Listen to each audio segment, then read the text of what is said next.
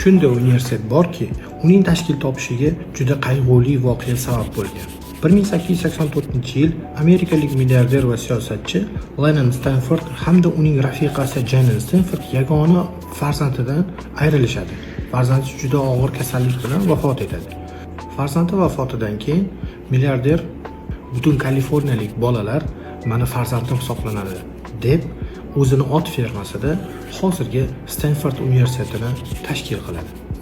Bu universitetni o'g'lini sharafiga nomlaydi va to'liq nomi universitetni Leonard Stanford Junior universiteti hisoblanadi.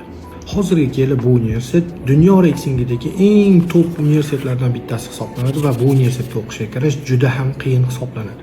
Bu universitet startap loyihalari bo'yicha juda yuqori o'rinlarda turadigan universitet hisoblanadi.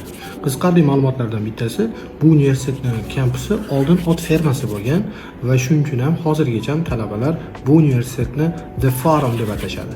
Dunyo reytingidagi shunday top universitetlarning tashkil topishi, qiziqarli faktlari, tarixiy voqealar haqida ma'lumotlarni ko'proq bilishni xohlasangiz, meni kuzatishda davom eting. Salomat bo'ling.